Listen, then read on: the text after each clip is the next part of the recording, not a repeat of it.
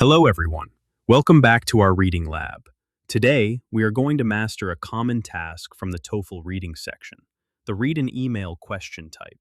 These questions test your ability to quickly scan a professional or campus-related email and pick out the most important details, rules, or instructions.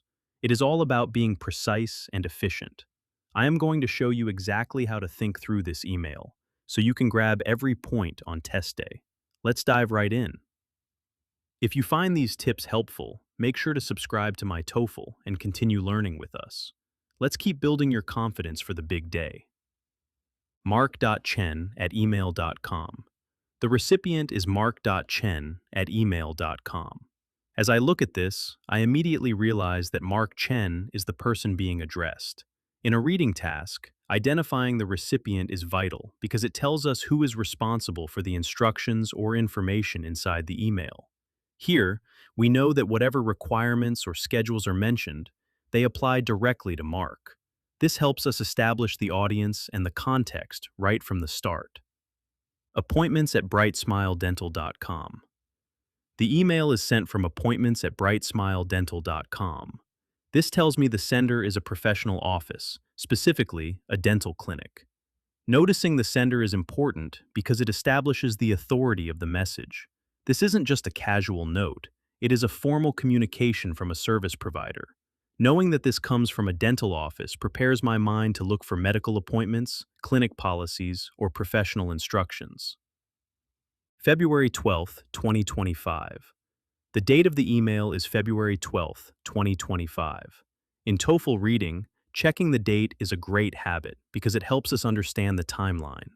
If the email mentions an upcoming event or a deadline, like a 24-hour notice, the date it was sent provides the starting point for that timing. It keeps the schedule clear in our minds as we read through the details. Appointment reminder. The subject line says, "Appointment reminder." This is a huge clue. The subject line acts like a title, giving us the main purpose of the entire email before we even read the body. It tells us exactly what to expect, details about a scheduled meeting. By identifying the subject, we can predict that the text will contain a date, a time, and perhaps some rules for the visit. Dear Mark Chen. The email begins with Dear Mark Chen. This formal greeting confirms that the message is directed specifically to the person we saw in the recipient line. It sets a professional, yet polite tone. In these tasks, the greeting helps us confirm the relationship between the clinic and the patient, which helps us stay focused on the context of professional service and client responsibility. This email is to remind you of your upcoming dental checkup with Dr. Evans on February 14th at 3 p.m.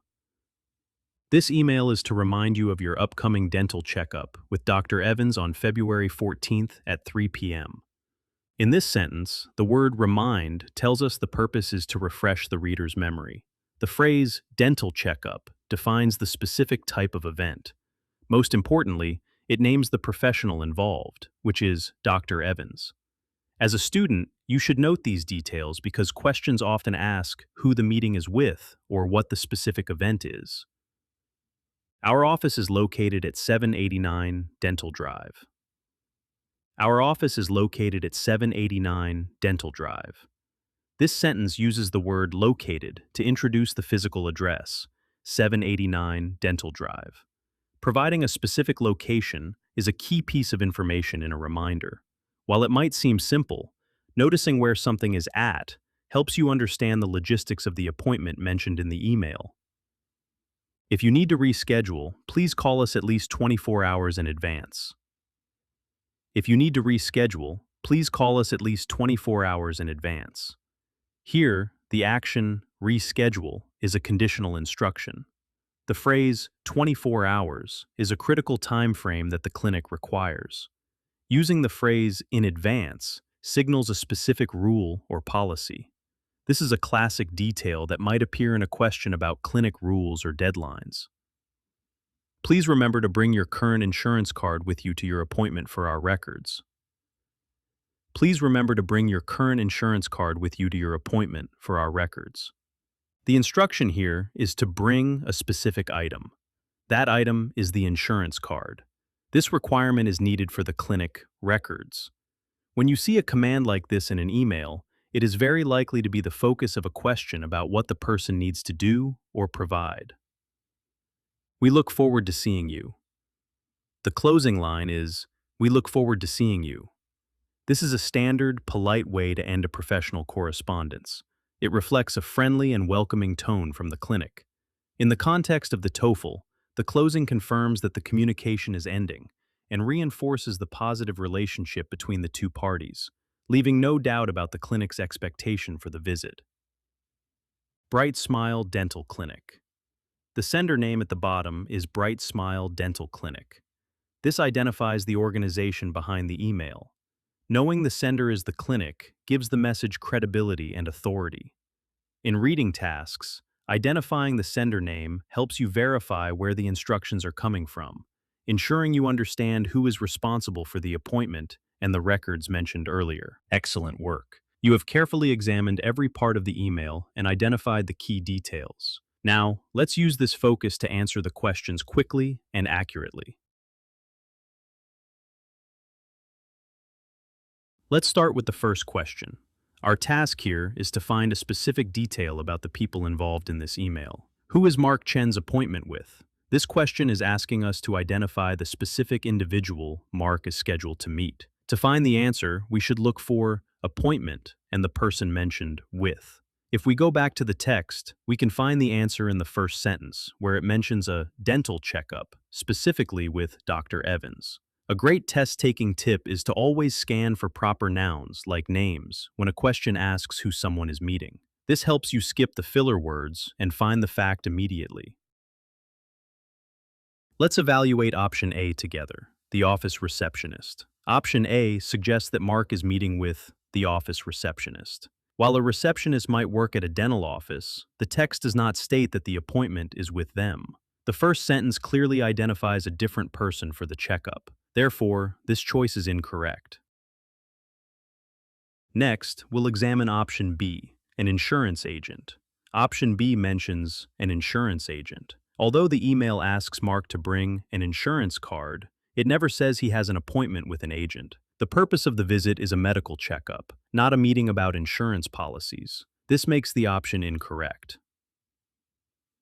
Now, let's take a closer look at option C, Dr. Evans. Option C says, Dr. Evans. This is a direct match to the information in the very first sentence of the email, which says the checkup is with Dr. Evans. Since the text explicitly links the appointment to this specific name, this option is correct. Finally, let's evaluate option D and see how it fits, an unnamed dental hygienist. Option D refers to an unnamed dental hygienist. While a hygienist often assists in a dental office, the email specifically names the person Mark will see. Since we have a specific name provided in the text, we should not choose an unnamed or vague option. Thus, this choice is incorrect. The correct choice should be marked as C, because the context of the passage supports only this option. The other choices involve surface-level reading or misinterpretation. Great. Let's keep the momentum going with the second question.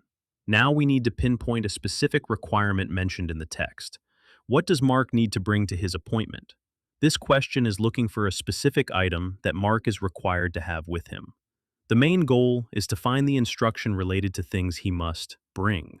We can find the answer by looking at the fourth sentence, which starts with the request to remember to bring. The item specified in that sentence is the insurance card. A useful tip for these types of questions is to look for verbs like bring, provide, or carry, as they usually lead you directly to the required item. Let's take a closer look at option A, his previous dental records. Option A says, his previous dental records. While the email mentions that the card is for their records, it does not ask Mark to bring his own historical medical files. It only asks for one specific card. Because this adds information not found in the text, it is incorrect. Let's move on to option B, a form of payment. Option B suggests a form of payment. Although most appointments require payment, this specific email does not mention money, credit cards, or cash. In the TOEFL reading section, you must base your answer only on what is written, not on what is generally true in real life. Therefore, this choice is incorrect. Now, let's examine option C, his driver's license. Option C mentions his driver's license. A license is a common form of ID, but it is never mentioned in this reminder. The only card specifically named in the text is the insurance card. Since this option is not supported by the email, it is incorrect. Finally, let's check option D and see if it matches his insurance card. Option D is his insurance card. Sentence 4 clearly tells Mark to bring his current insurance card. This is a perfect match to the requirement stated in the email. Since this option directly uses the language from the text, it is correct. The correct answer to this question is D, since this option alone fully and clearly addresses what the question is asking, highlighting the importance of careful reading.